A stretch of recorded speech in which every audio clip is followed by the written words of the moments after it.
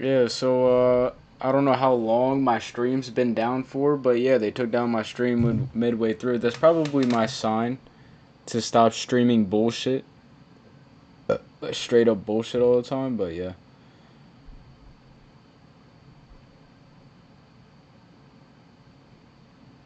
This, are you seeing this too? Yeah.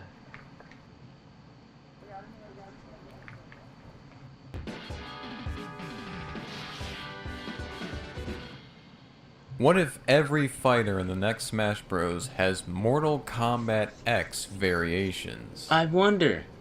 Okay, how many of you watching even know what that means? Mortal Kombat, it's a fighting game. Smash Bros. Takes inspiration from other fighting games. Mortal Kombat X introduced a gimmick where upon selecting your fighter, you were then prompted to select one of 3 moveset types. One of 4 if you were Triborg.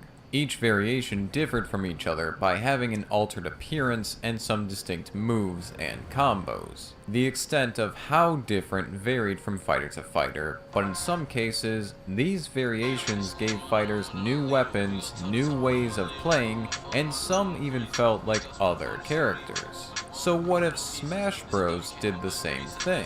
Sounds like a big shift, right? Well, we've had clones and echo fighters of other existing fighters that are kind of like variations with their own roster slots. For example, knowing how Fox, Falco, and Wolf are all similar and different from each other, imagine if they were all options you choose between within one single character slot.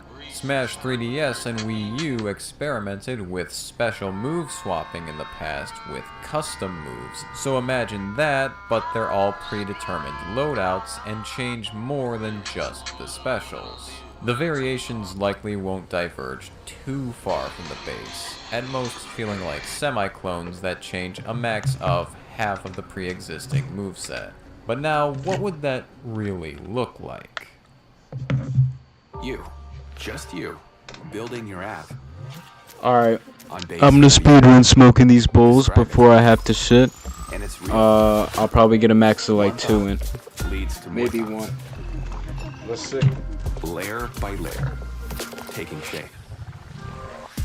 When you need your tools, bring them in. They just click. Okay, kick it up a notch. Create something smarter. Something powerful. Style counts, so give it your touch. Big or small. Next idea hits at 2 a.m. Of course it does. Keep building. Ask yourself, wait, I built this? Damn right. Base 44. Build it your way. Alright, dude, show me the video. Mario's first variation would be Legacy, basically the typical Smash Bros. Moveset we've had.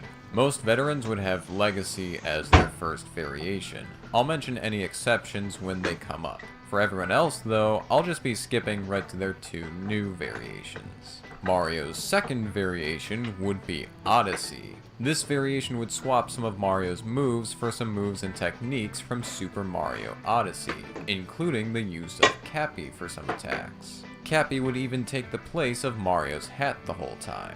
For some concepts, I'll include these full moveset visuals to show what the full moveset changes could look like.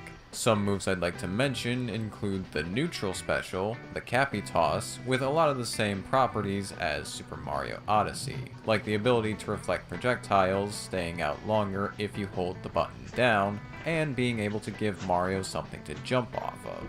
The down special would become the ground pound, and be cancelable into an air dive.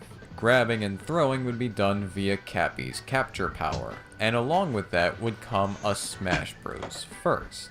Pressing the special button while an opponent is grabbed will make you take full control of them like a capture in Super Mario Odyssey. For balancing purposes, you'd have to get them to really high percents before you can actually stay as them for a good amount of time. Mario's third variation would be power-ups. This variation would give Mario his solid colored clothes, reflecting his look in the Mario games, over Smash's realistic textures and denim.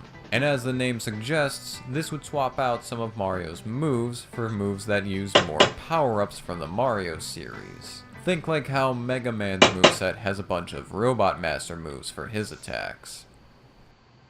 Real quick, if you're enjoying the video, don't forget to like the video, subscribe to the channel, and ring the bell icon for notifications of every new upload. To support the channel further, share this video with others, and consider clicking the join button to see how you can become a channel member in exchange for exclusive perks. Got all that? Good. Thank you all, and now let's get back to the video. Donkey Kong! Donkey Kong's second variation would be Bonanza. This variation would give Donkey Kong his Bonanza design, as well as some attacks and techniques from Donkey Kong Bonanza. I know he has a lot that he can do with weaponizing chunks of the terrain, so that could lead to a lot of cool moves. Donkey Kong's third variation would be Country. This variation would give Donkey Kong new moves using items from the Donkey Kong Country games, like barrels, minecarts, and cannons. For a visual change, maybe they'd remove the DK logo from his tie to reflect how it looked in old DKC renders. I can see this likely only changing the specials. Maybe they can also change the forward smash to a shot from his DK64 coconut gun or something. Still, the new specials can breathe whole new life into DK. Link! Link's second variation would be Tears of the Kingdom. Ultimate gave us a Link with some Breath of the Wild theme changes, but this would give them the opportunity to incorporate a lot more changes with attacks and weapons, but with the more up-to-date Tears of the Kingdom Link over Breath of the Wild. Link's third variation would be Ocarina of Time. Ocarina of Time Link was what Link was initially based on in the Smash Bros. Series, so this variation would bring that back, but make the gameplay more based around Ocarina of Time's weapons and abilities over the basic moveset he's had in Smash Bros. Samus! Samus's second variation would be Prime. This variation would give Samus attacks and abilities from the Metroid Prime games. Maybe the telekinesis from Metroid Prime 4 would also be part of it. Samus's third variation would be Dread. This variation would give Samus attack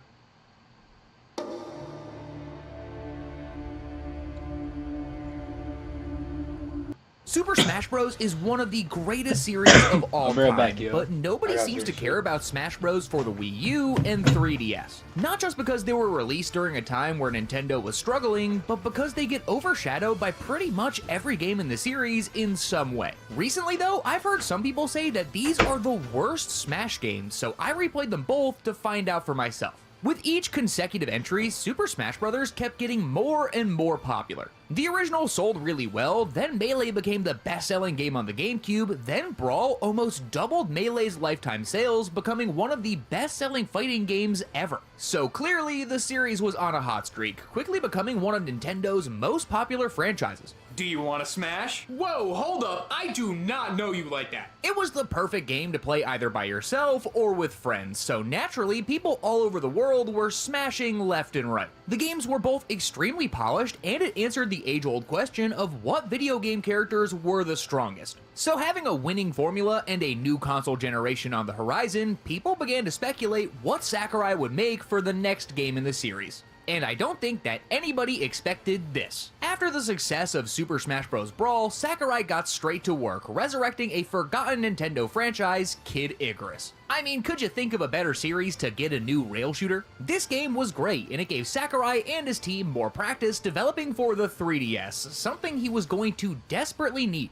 He just didn't know it yet. So the fate of the Smash series was up in the air, that is, until E3 2011, where Satoru Iwata announced that Sakurai was already planning the next Smash title with a plan to make it for both the Wii U and the 3DS. Nothing in this book says he's allowed to do that. You mean to tell me that we're not only getting the first Smash game in HD, but also the first one for a handheld console? This man's a menace. Now, when this announcement was made, he hadn't actually started working on the game yet. It was more so a way to hype up the new upcoming consoles. But regardless, it confirmed that this series was coming back for more. There was a lot that still needed to be planned. First, Sakurai had to come up with a way to make the cross-platform idea work in the first place. Since the first game, there had always been a focus on making this series easy to pick up and play. And of course, they wanted to keep that as the core of the experience, while also giving people a reason to play both versions. They wanted to make a way that you could share your progress from game to game, so after some time they came up with the idea of customizing your own characters. That way, you could unlock items in both versions and share them between the two with ease. Also, during this time, they made the decision to keep the core experience of the two games mostly the same, sharing the same roster and mechanics while differing in smaller ways, like what available game modes there would be in each version. But even when they had the initial plan in place, they still had a pretty big problem. How are they gonna make the thing? Since Sakurai had left HAL Labs and Nintendo, he was working with a new team on Kid Icarus Uprising. But he didn't feel like this team was going to be able to take on a challenge this intense. Probably because they gave a generation of people permanent wrist pain. So he ended up going with Bandai Namco, the company famous for creating hits like Pac-Man, Tekken, and Tamagotchi Party On. We were in good hands. It's Bandai Namco, they have been around the block creating large games for years. And having over 1,000 staff with Sakurai leading the project meant that this was going to be as deep and intricate of an experience that it was in the last few entries, and come out faster. So time went on, and we were left to wait for any news regarding the upcoming game. And outside of some small details from Sakurai himself, we got a whole lot of this. Great, right? It wouldn't be until a whole 2 years after its initial reveal at E3 2013 where we would get our first real look at the game. Where at the end of Nintendo Showcase, we got the first look at Super Smash Bros. For the Wii U and 3DS. This trailer was exactly what the Wii U needed. I mean, the console released to a collective "what the heck is that?" and it lacked any real heavy hitters and system sellers, especially in the first few years. But this trailer had it all. The subtle Smash logo in the beginning, the reveal of Villager from Animal Crossing joining the roster, and showing the 3DS version shed its thick outlines for the Wii U's crisp HD, this trailer had finally gave me a reason to justify buying these consoles in the first place. Then on the same day, also getting the reveals of Mega Man and Wii Fit Trainer helped make this reveal one of the biggest moments at E3 2013. And of course, we also got the official names as "Wow, so creative." Super Smash Bros. For the Wii U and Super Smash Bros. For the 3DS are straight to the point, I'll give them that. I get that they wanted to make sure that people were buying the right version for the console they preferred. How else could they possibly tell the difference? And if they were to have named them something different, people would have expected more of a difference between the two versions. So they went the Mario Kart route and named them after the console that it was going to be for, which is really boring, but considering it was the 4th Smash game and it was Smash Bros. For whatever console, I'll give it a pass. But even though we had waited 2 years for this reveal, it was still gonna be a while. Luckily though, unlike the last gap, this time they were keeping this game on the front of everyone's minds. They kept on revealing more things as we got closer to the release. Some of it was great, like the big budget character reveal trailers that took the world by storm, and others were not as much. No, it's fine. It's not like everybody loves Subspace, right? Sakurai announced that there would be no new single-player adventure mode because last time a bunch of heathens put the cutscenes on the internet. What terrible monsters. I sort of get how he could feel this way, especially with the internet and social media becoming the giants they were during this game's development. But talk about throwing the baby out with the bathwater, why get rid of the whole thing? They still did have cutscenes though, they just became the character reveal trailers that we got up until the game's release, which helped keep people excited and wondering who or what could possibly be added next. Every showcase, presentation, and Nintendo Direct could have the chance to show a new character. So I, like most people, watched everything and hoped for the best. Nintendo planned for the 3DS version to release in the summer of 2014, with the Wii U version following that holiday season. And they nailed it. Even with the delay, the 3DS version came out first, which I get, but at the same time, it always felt weird. Because it was on the 3DS, this had less to offer. It was still amazing they were able to get a full Smash game running on a handheld, but something about releasing this game at separate times has never made sense to me. The Wii U version came out a few weeks later and delivered the more traditional Smash experience that people had come to expect.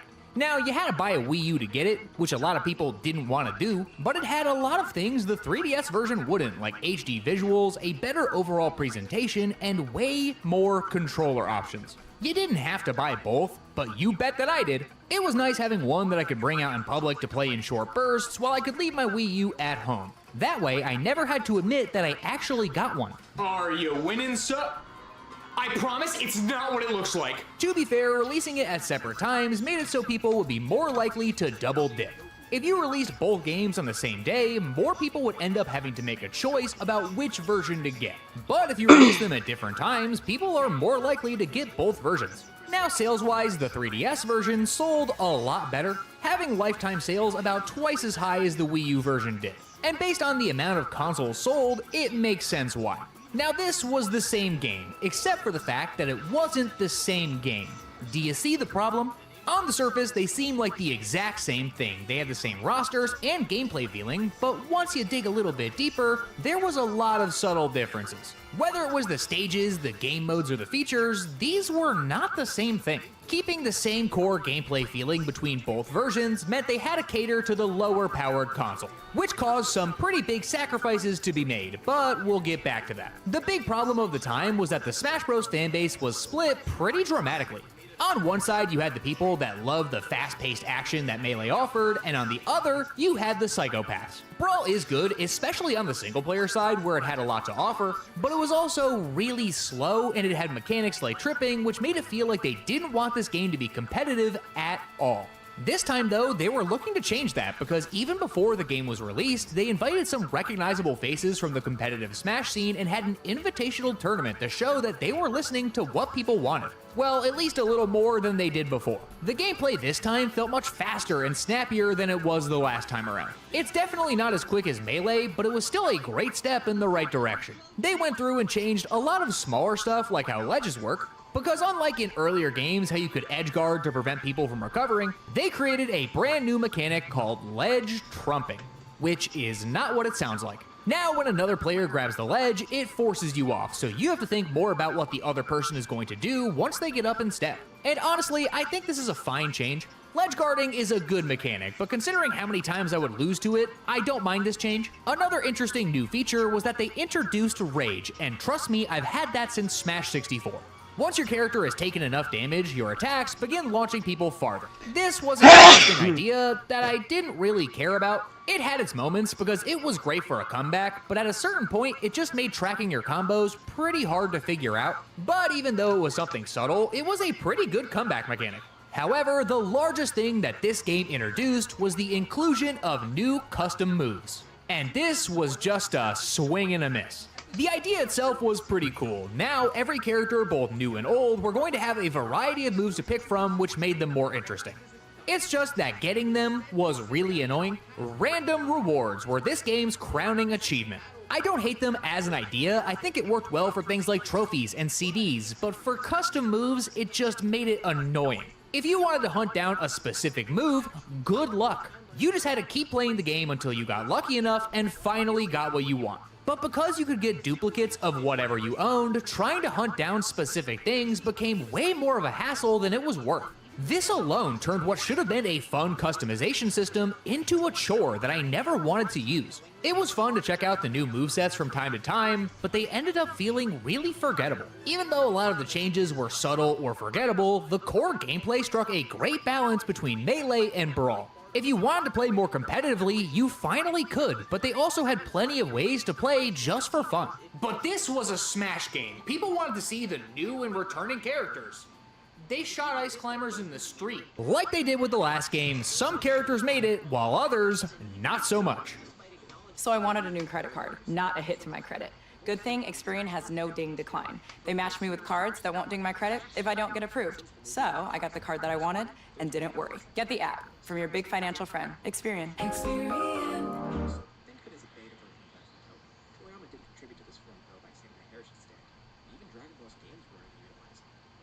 Shop for your new mattress your way with Ashley. Explore our wide variety of mattresses online or visit your local Ashley store to try them out in person. However you prefer to shop, Ashley makes it easy to find the comfort that's right for you. Shop Ashley in-store or online today. Transformation, kinda, that only appeared in a filler arc of The jump from Melee to Brawl felt more like they were just trimming out the fat of the roster, getting rid of characters that were only there because they were easy clones of the base fighter. You know, with a few notable exceptions. This time though, nobody was safe, with one of the most notable cuts being to the Ice Climbers. This was the only thing they had left. Do you think they're gonna make a new Ice Climbers game? They would have done that 40 years ago. Now, I'm not a big Ice Climbers guy, but seeing them get the boot was disappointing. The reason was because they weren't able to get the asynchronous characters working well on the 3DS version, and since they were committed to having both games have the same roster, they got axed. It wasn't just them though. Snake, Wolf, and Lucas also got kicked out. Well, at least temporarily. Then there were the characters that got divorced, and this didn't bother me as much. This change's biggest offense is that Pokemon Trainer got cut down to just Charizard. Squirtle and Ivysaur getting cut really just stinks. This was one of the coolest concepts for a character added in Brawl, and to only keep the Pokemon card Poster Boy was a bit disappointing. Then there was Sheik and Zelda and Samus and Zero Suit Samus getting split up, which I think was a fine enough change. Transforming mid-fight was cool and all, but it never seemed like this was vital to either of these characters working. So yes, we did lose a fair amount of fighters, but what we gained was one of the best rosters that Smash has ever given us. Going all the way back to the announcement, the Villager was one of the best newcomers. Animal Crossing is a fan-favorite series that had no business being added to Smash. Outside of the tools that you can whack someone with, the only time that I thought I was in danger while playing this game was when I owed Tom Nook money. This thing looks like it'll break my legs. But they managed to make them feel like a natural fit with a really creative moveset. Wii Fit Trainer was a choice. I don't hate this, but I also feel like this had to have been a joke that spiraled out of control. Smash has never been shy about taking some of the weirder parts of Nintendo's history and turning them into a fighter. And since these games sold over 40 million copies, I think it's fair they got the invite, even if it makes me really uncomfortable to look at. Rosalina was coming whether we liked it or not. Mario Galaxy took the world by storm, so much so that it's the only 3D Mario title to ever get a sequel. So Rosalina was a natural choice. However, it did just make me more upset that we didn't get Ice Climbers back. Rosalina was popular, she was in Mario Kart and Mario Party, but now it felt like they were really pushing her to be a mainstay in the Mario franchise. Sorry, dude. Waluigi was still just an assist trophy, but guess who got a promotion? Little Mac was pretty easy to see coming. They had recently released a new Punch-Out, and he's a boxer. Why would they leave him out of a fighting game? Now his kit is a bit rough, being dangerous on the ground and a penguin in the air, but even though he's not the best competitively, he is so much fun to mess around with. Greninja was the new Pokemon pick, and I was not surprised. X and Y were the most recent Pokemon games at the time, and being a ninja made it feel way more interesting than some other options they could have picked. Also, this was Pokemon's poster boy during this era, so much so that we got this abomination. Let's just say he was gonna get invited. Palutena felt like the obvious Kid Icarus pick, especially right after Uprising. Sakurai made the game, so it was absolutely going to get some sort of representation. And honestly, this was another perfect pick. Brawl set up the series to come back, Sakurai nailed it, so why not take another recognizable face from the series and add her to Smash? Now, it would be great if they could do something else with Kid Icarus, it's been a while, but I feel like she was one of the most underrated new additions to the roster. Robin was the Fire Emblem newcomer that actually felt different. Thank God.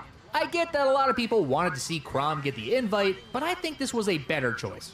Yes, they still have a sword, but the magic is what made this character cool. You can cast a few different spells, which gives you good range, but more importantly, it helps give us a character that didn't feel like Marth again. Shulk got added from Xenoblade.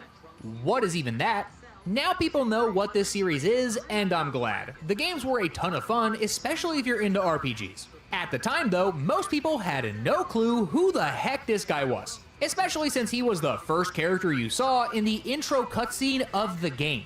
I have never understood this. I still think this was a great pick. He had a really interesting moveset that helped make this series a household name. Duck Hunt was the historical pick, and it's about time. This was a hugely popular game on the NES. It was paired off with the original Super Mario Bros. Everybody knew this menacing grin. Now, nobody was begging for the dog from Duck Hunt to become playable, but now that he was there, it makes a lot of sense. Then there was the Mii Fighters, which was a genius idea that allowed for a lot of flexibility. This era was built on Miis, and Smash 4 already had a focus on customization, so now you could finally play these games like God intended. So as far as first-party representation goes, I feel like this was a really good mix. I would have loved to have seen more representation for series like Metroid, Pikmin, and Kirby, but what we got was undeniably great. But just like last time though, there were newcomers from third parties, and of course, Mega Man got revealed first. Though it will always feel a bit odd that Snake got added first, this was the perfect match. He is a gaming icon, almost everybody in that game is fantastic, and they turned his in-game moveset into a Smash moveset perfectly. Being the first character to have projectile-based neutrals and having so many references to his classic games made this one of the best additions they added to the roster. What the heck is this? Pac-Man was gonna get added because Bandai Namco was making the game. Who else would they pick? The Prince? Actually, wait, please do that. I like Pac-Man a lot. His moveset references a lot of the classic arcade games, which felt natural.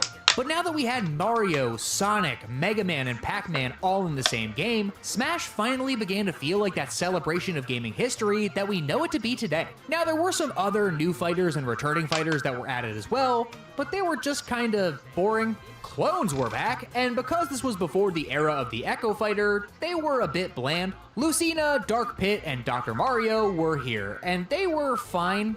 Lucina was just another sword fighter from Fire Emblem. Great. I like Fire Emblem a lot, but they have way more creative options for characters outside of just a swordsman. Dark Pit also made sense. He is just Pit in dark mode. They nailed it. Finally, seeing Dr. Mario return felt a bit weird, but it was better than the Edgelord, so I'm fine with it. These were not the most creative, but they were easy to add and filled out the roster just a bit more, so I can't be too upset. The new fighters were great, and this was the game's biggest strength. They made Smash Bros. The gaming crossover of a lifetime, adding characters from series both new and old, which only got better with the DLC. Now, locking characters behind DLC is a double-edged sword. Because the Wii U shop is closed down, if you didn't buy it when it was available, you are out of luck. However, it did keep the hype cycle of this game alive a lot longer than they were able to in the past. There were 7 additional fighters, both new and old, that were added to the game. Mewtwo, Lucas, and Roy returned, even though technically one of them was already here. Now, I like that they brought back some fan favorites, and I think that these were great picks. Mewtwo got cut after Melee, which I have never understood, so seeing him make a return at all was enough to get me excited. Lucas being brought back finally gave me hope that we would get Mother 3 in the United States, and somehow I'm still waiting. And finally, there was Roy, who was a bit boring, but he was also our boy, so I don't mind seeing him come back. These were characters that I wanted to see return in some way, shape, or form. And I'm glad they did, but I really didn't care because we got these guys. Ryu being added to Smash was something that I did not see coming at all. Street Fighter had been on Nintendo consoles for years, and they had just been a launch title for the 3DS, so it made sense. But just like with Mega Man, they nailed bringing his kid over from his game, referencing the original Street Fighter combos in his moveset, which made him even more fun to play if you had played the series he was from. But more importantly, his inclusion made Smash feel more connected to the greater fighting game genre, something that it always felt disconnected from. And after his addition, anything was possible, like Cloud from Final Fantasy VII. If you say that you saw this coming, you are a liar. I get that he was a highly requested character, but at the time, he was known for being a symbol of PlayStation just like Crash. So his reveal broke the internet, and now, even more than Ryu, it felt like any character could potentially come next. And then there was Corrin. I think that this was the most unfortunately timed character reveal they could have had. It's not that Corrin was a bad character, it's just that Fire Emblem already had a ton of representation. In the base roster, they already got 2 new characters, and with the DLC, they had just brought back Roy. So even though they were interesting and fun to play, getting another sword-fighting Fire Emblem character was a bit of a letdown. Then finally, we got Bayonetta, also known as Smash 4's greatest threat. Now, this is a series that I've only dabbled in, but considering how terrifying she was in this game, I can only imagine what this series is like.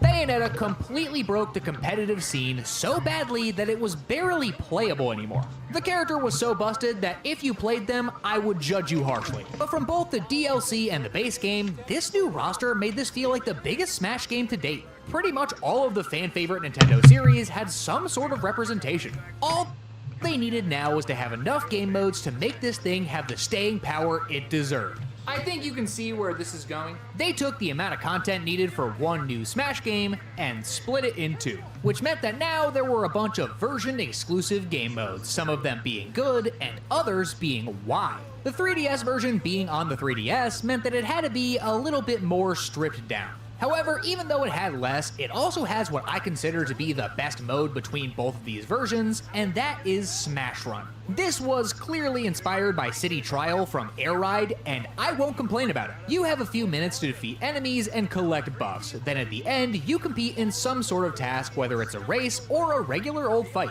This was the perfect mode for handheld play. You could complete the whole thing in just a couple minutes. But this being on the handheld only version meant that it was also a bit limited. After playing it, all I wanted was more. I wish there were more maps, events, and customization options to flesh this out as much as it deserves to be. The concept is nearly perfect, but because of the console it was on, it never got the chance to shine like it deserved. This version also had Street Smash, cool. This was a cool way of including Street Pass functionality, so I appreciate it, but playing it, all I can say is that it was here. I don't think I've ever heard anyone talk about this mode, let alone ask for it to return in a future game. But other than these, this was the classic Smash Bros. Experience, this time just in a clamshell, where the Wii U version both cost more and had more game modes available to try. There was now the new 8-player Smash, which took the regular Smash gameplay and made it twice as chaotic. It was a good new addition, I just don't get why it was added the way it was. You had to select this as its own mode, which limited the stage selection to just the big ones. Wow. I like this game mode on some stages like Big Battlefield, God's gift to Smash Bros, but even having 8 players on stages as big as the Great Cave Offensive wasn't enough to get me to want to play it. This version's big new single player game mode was called Smash Tour.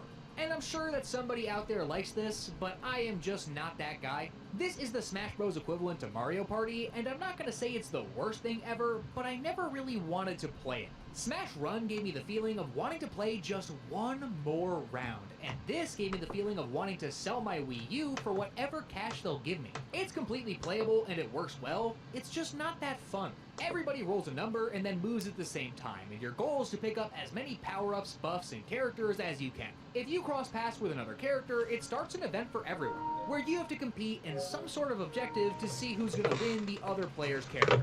Again, this works and it's completely serviceable if you want a different Smash experience, but Smash Run is so much more replayable. This does have more board variety and tactical depth with how and when you're gonna use your items, but turning Smash Bros into Mario Party was not what most people wanted. We just wanted a Mario Party? That was good. Thankfully, the other new exclusive game mode here was actually pretty fun with the Master and Crazy Orders. Neither of these were the most complicated thing ever, but they did introduce a fun challenge for rewards. The Master Orders were simple. You do a task for Master Hand, and you get a reward for doing it. I think I've done like 10 of these total because most of the time they're just fine. But on the other hand, the Crazy Orders were actually a ton of fun. This guy's like Scott the Woz free free edition. Challenges as you could without dying. The further you go, the bigger your reward gets, so you have to find the perfect time to pull back and go fight Crazy Hand. There was a risk and reward element that made this system a lot more fun. Do you take the risk and keep going to try and get more items, or do you pull back and go fight Crazy Hand and start over from there? It was a simple addition, but this was a lot more fun than this Monopoly wannabe. Outside of the new options, there were also some returning game modes they couldn't fit on the 3DS. Event mode came back and like always, it was a good amount of fun. The challenges weren't too deep or complex, but I always liked having it as an option. This was the third time they did it, so it didn't seem as new or interesting as it was back in Melee, but I always liked seeing what creative new things that the team could come up with. Shockingly, the Masterpiece mode made a return, and honestly this time it was better than before. Sure, it didn't have the N64 games, which was a bit of a letdown, but this time it worked and ran so much better. It wasn't substantial, but I like to take a break from Smash and go see how far I can make it in a Mario world in 3 minutes time. And finally, the Stage Builder made a return, but don't get too excited. As an idea, this was great. You now had the ability to draw out your stage using the Wii U gamepad. It's just that there were not enough options. Whether it was the backgrounds, the size, or the materials itself, there were only a few things to select from, and because there was a strict weight limit, I never felt like I was able to get the most out of this feature. This thing sucks. I think you just exceeded the weight limit. Why would you say that to me? Both versions had good options. While the 3DS offered the best game mode, the Wii U just offered more. But of course, there were still the classic Smash Bros. Game modes that people knew and loved, which were different too. You know what they say, if it ain't broke, fix it anyway, who cares? Classic mode was kinda back, because it was there, but it was very different. I get that for the 3DS, they wanted to change it up and make it more replayable and simpler. And I think that this is fine. There are different branching paths that you can go that offer different levels of reward. It gives you the freedom to choose what your next battle is going to be without needlessly overcomplicating things. Though it wasn't the classic mode that I knew and loved, it was still something good. Especially because in the beginning, you can make a bet on yourself, changing the difficulty to make it more difficult for more rewards. Even the menu was great, being a sliding scale from 0 to 9, ending with nothing harder. Wanna bet? However, while the 3DS version was simple and good, the Wii U version was not.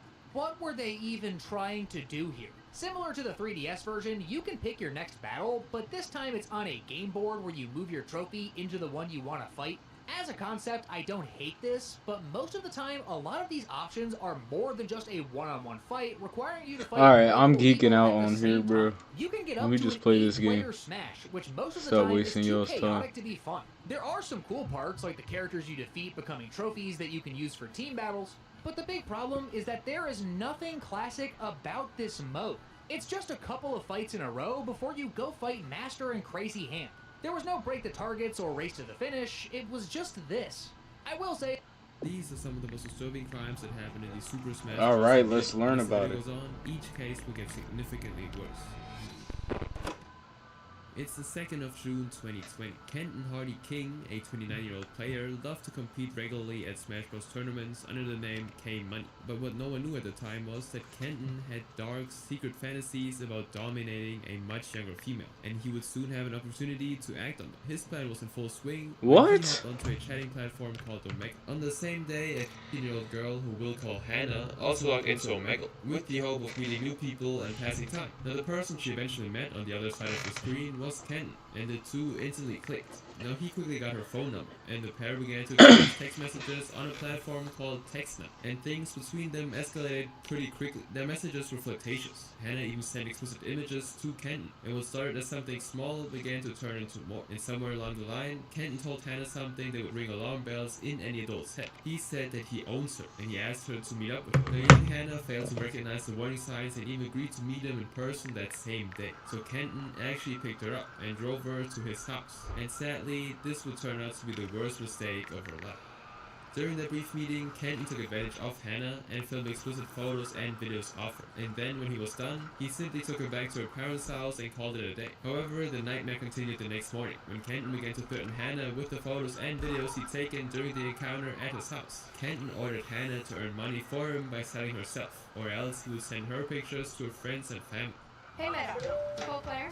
Hello. I do have some gossip to tell you. Are you still in New York? All right, officer.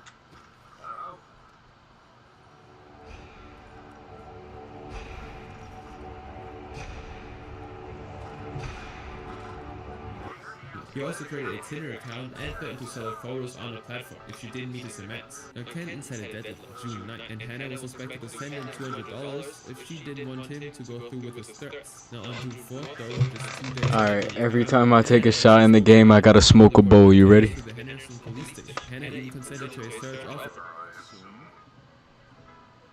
It's okay. I was just curious. I mean, you know, I used to be able to tell a man's standing with a single glance at his attire. These days, with the all men, the railway men, yes, they don't know. Hey, what's up YouTube? Joe Mazzioli here. Hope you have a dope ass day. Welcome back to the channel. Guys, today's video is going to be a throwback.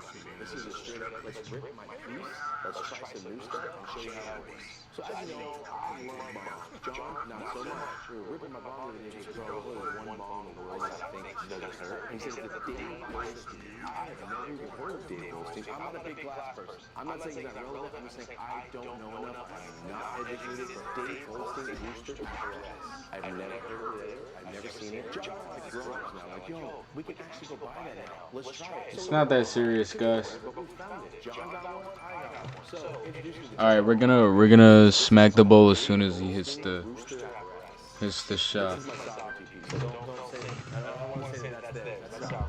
Here we go. This is the beat. And we're watching Dope as Yola. Yeah, this is how I geek, bro. Red, white, blue rooster up top. On the back, I've never seen it. It literally says in glass. Alright, let's get ready to take this, bro. We're getting ready to rumble.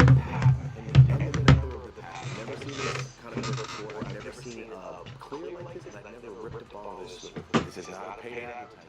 I just found out who this was. Like, real quick, let me show you how this works. Watch the bubbles.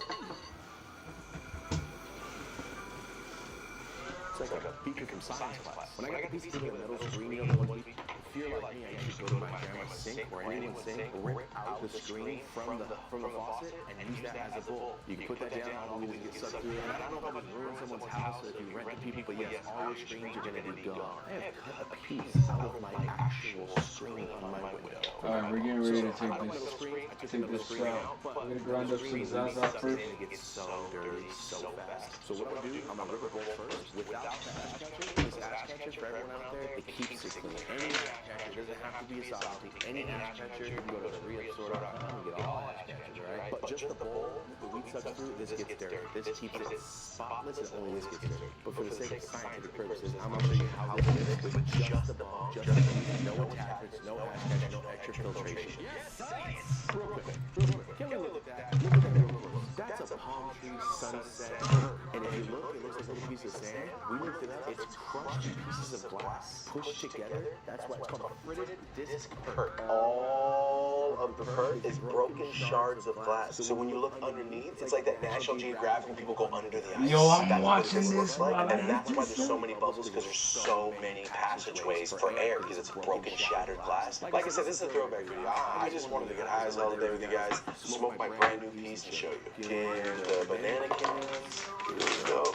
Pack it up. And like I said, if any weed sucks through, it gets the bong super dirty, super fast. Just get an ass catcher. Or a screen. I just hate the screen. I do One gotta thing get a I noticed about screen. this, you should not put all of your lung power into the one hit. Let it ease, alright? Don't go, because then you're gonna drink the water, because it bubbles so violently. It percolates so hot that if you hit hard, it's gonna come up to here. I have drank a mouthful already. Not today, but the first day I got it, yeah, it was, at least it was clean. Alright, this is the Fritted Disc Perk by Dave Goldstein, Rooster Apparatus. Guys, watch how this rips. It is my new favorite piece.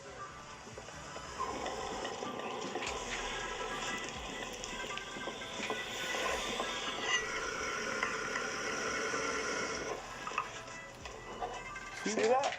That was dope, right? As you can see, Yeah, guys, sure, bro. dirty already. Sure, bro.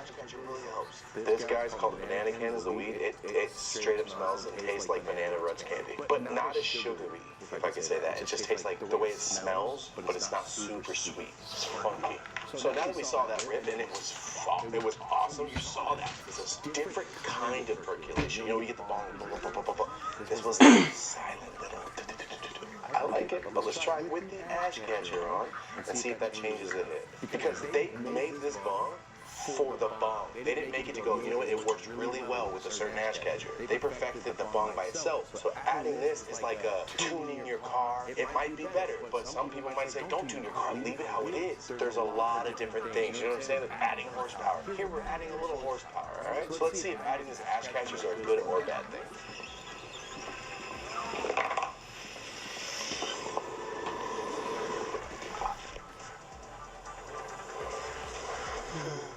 Ooh.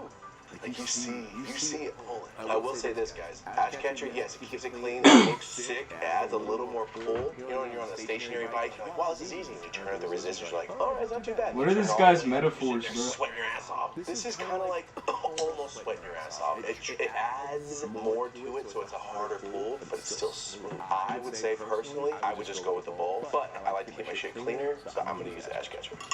Alright, let's rip it again, just to rip it again. You guys see the function. You guys see the way it is. That's all I wanted to show you. This is a super short video. And it's my new piece. I haven't even named it yet.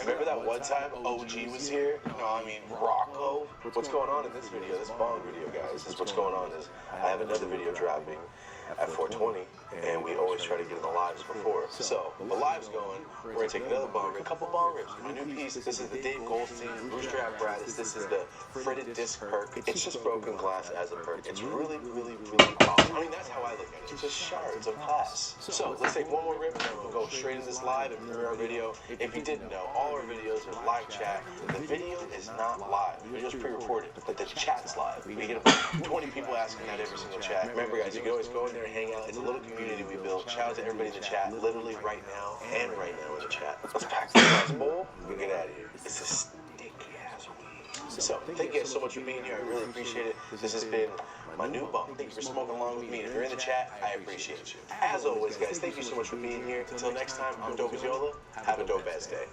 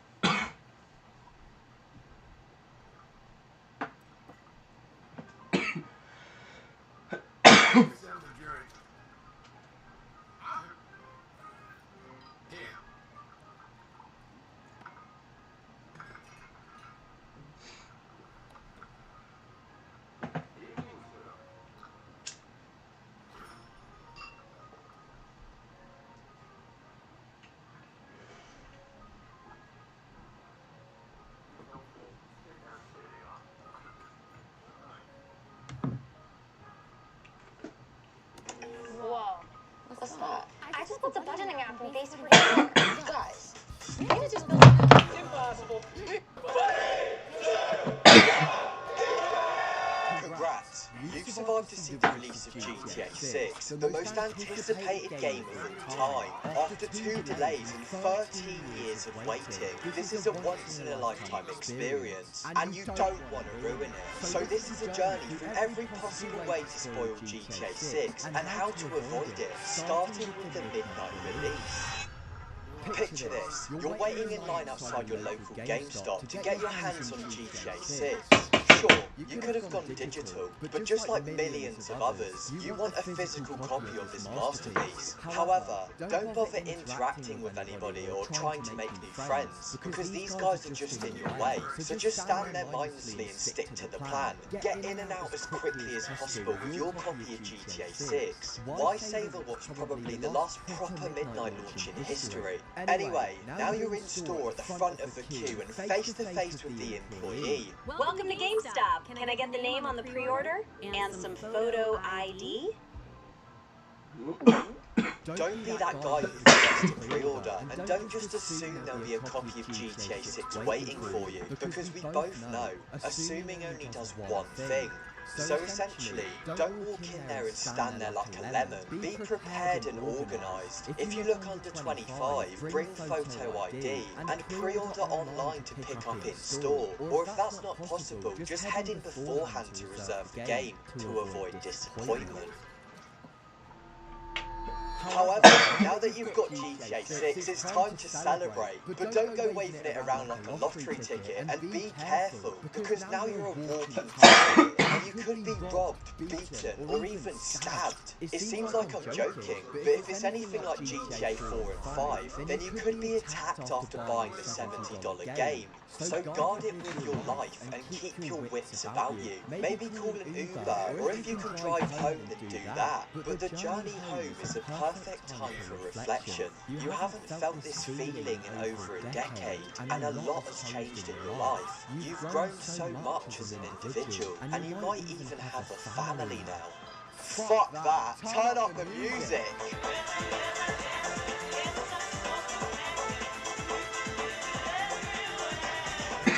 Now that you're home, you're getting closer to playing GTA 6, so go ahead and turn on the PS5. I'm not going to stop you. Alright, here we go. Turning on the PlayStation 5 for the first time.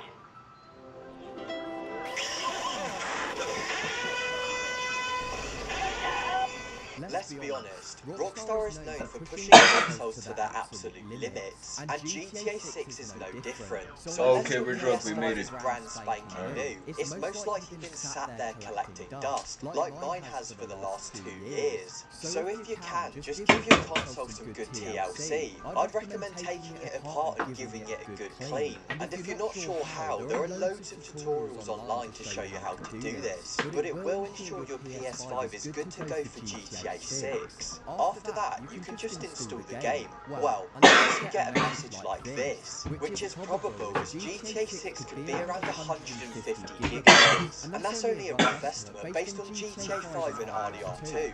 However, in this scenario you have 2 choices. Either do what I'm doing and uninstall every single thing on your PlayStation, or cough up the money for a new M.2 SSD, which will cost you at least $200. Although, if you want to keep a few games apart from GTA 6, there's only really one option, but make the decision that's right for you. Now that the game's installing, you have some time to kill, and if your internet's anything like mine, then you've got several hours to kill. But at this point, it's around 2 AM on a Thursday, and you've been working all day. So as much as you're excited for GTA 6, you may as well get some rest. I tell you what, because it's release day, why don't you treat yourself to some TikTok before bed?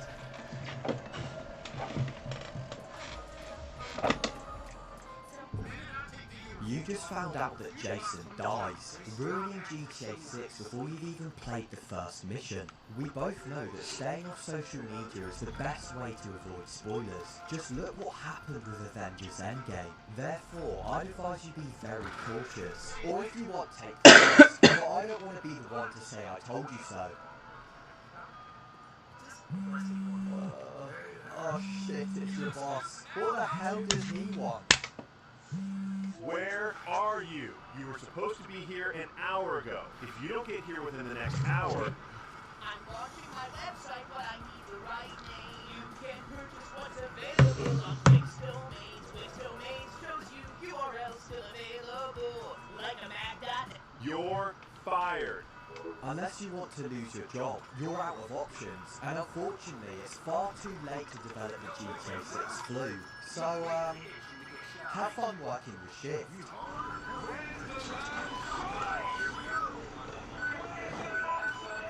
Well done, soldier. You truly deserve a break.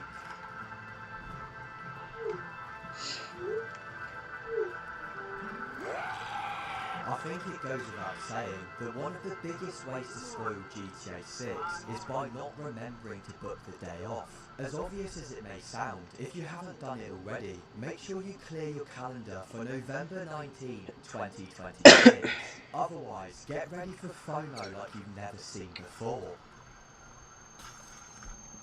Anyway, now that the grueling workday's done, it's finally time to play GTA 6. And if you've made it this far, then you know how to make the most of it. But none of it matters if you make this one last mistake.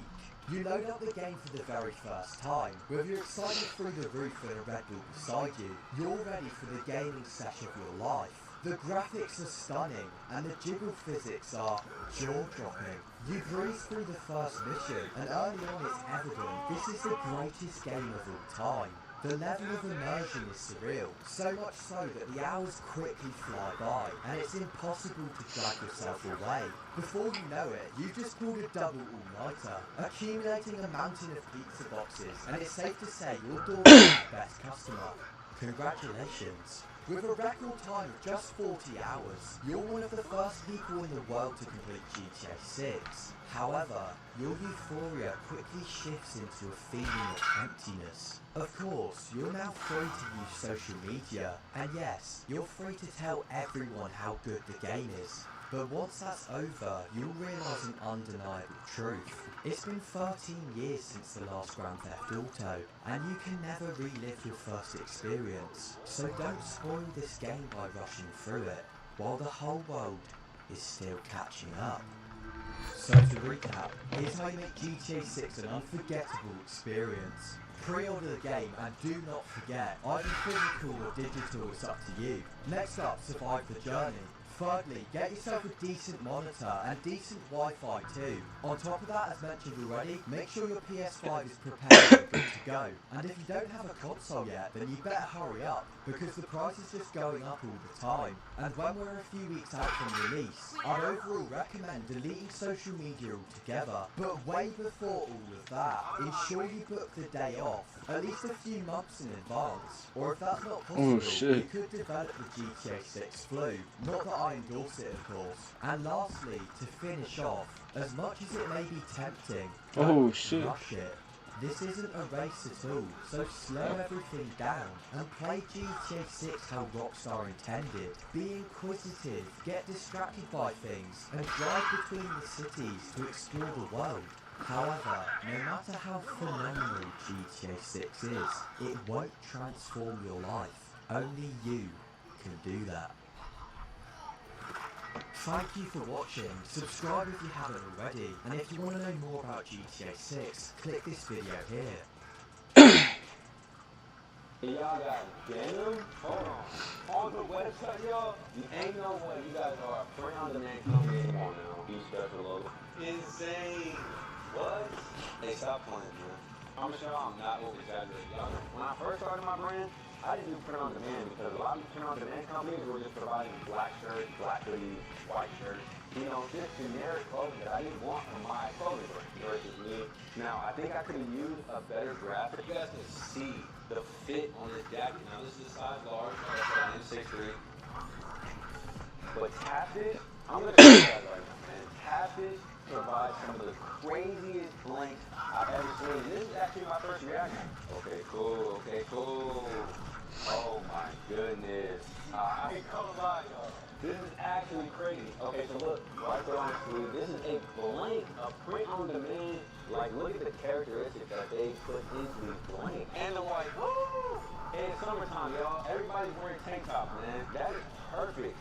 We got our blank, we got our simple piece, that's the logo. Look how the logo stretches. Let's do this shirt right here. For this shirt right here, y'all, I'm not even exaggerating. This shirt right here. There have been a lot of big franchises that have held high spots in my gaming pantheon over the years. Metro, Halo, Pikmin, Doom, Mario Kart, XCOM. Some of my... It's been quite the crazy week for GTA 6 news. The orders are officially open. Rockstar dropped 63 new screenshots for us, and we learned a lot about the game. So today, we're going to cover 19 GTA 5 features that we know Rockstar is changing or improving upon in GTA 6. If you don't know me, I've been making GTA content for about 8 years, and I've covered GTA 6's development since the very first leaks came out in 2018. So if you're new, if you're looking forward to GTA 6, subscribe, welcome in. Without any further ado, let's jump in and talk about what's new in GTA 6. The first feature we're going to talk about is gang compounds. At this stage, there's only one of these we know about with the BTT Youngers Illegal Goods Store, but this looks like a completely new side activity and game feature coming to GTA 6. The way Rockstar describes this activity is we're going to be raiding the compound, taking out the gang, and trying to escape with all of the loot we can get. I wouldn't say this is necessarily revolutionary for an open world game. You know, this is pretty typical for most open world games. To be honest, you break into a compound, get some loot, there's normally a bunch of them all across the map. Every open world game has a different name for it, like Spider-Man, for example, example, calls them strongholds that you break into, right? But this is actually a new feature for GTA, and a very welcome one at that. I know a lot of people are still holding out hope for things like house robberies as well, and we'll have to wait and see if Rockstar confirms those down the line. But the gang compounds already sound like a real return to form for Rockstar in bringing GTA back to its street-level roots. Our next feature we have to talk about is car mechanics and shops, because this time it looks like we'll have to go to different shops and different car mechanics for each customization that we want to make. In GTA 5, for example, you can get pretty much every item from the same store. Same thing goes for like the barber shops, for example, as well as the mechanic with Los Santos Customs. This is a feature that Rockstar has actually started to change over the years if you've been keeping up with GTA Online. Over the past few years, Rockstar has added different mechanics for different customizations. For example, Benny's is the place you go to for lowriders. The LS Car Meet was introduced in 2021, and this is where you put HSW customizations on for your cars. But this is something that never made it to GTA 5's story mode. With GTA 6, we've already learned about 2 different mod shops. One-Eyed Willie's, which specializes in off-road. Why did you run here? Did you sell? No, of course not.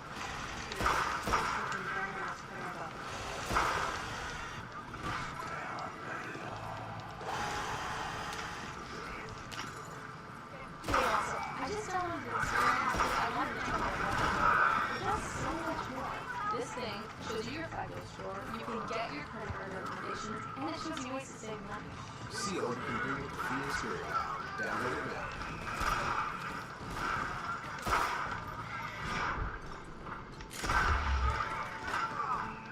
Mods and customs, which kind of seems like it's going to be a little bit like Benny's in GTA 5, where you can add detailed interiors and dog stylings for your cars. Now, who knows, maybe there is a mechanic or a mod drop in GTA 6 where you can just add every type of customization at the one spot. But from what we've seen so far, it does seem like the world's going to be a lot more alive in the sense that you've got to go to different people or different businesses for different things, which of course is a lot more realistic.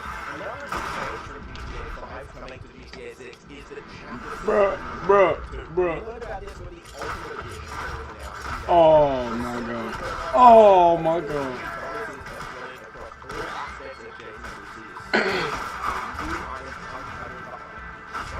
And we learned more about this, for example, with this one Cheetah, the next 5 grade Cheetah, where it said this car will be available for later stage action, which means it looks like one Cheetah will be available in one of the last chapters of the game. Not just money. At this stage, it's not clear if there's going to be any time jumps between any of the chapters. We'll have to wait and see. But as someone who was a big fan of Red Dead 2 story and the chapters wrote up the game and wrote up the story, I'm excited to see this coming back.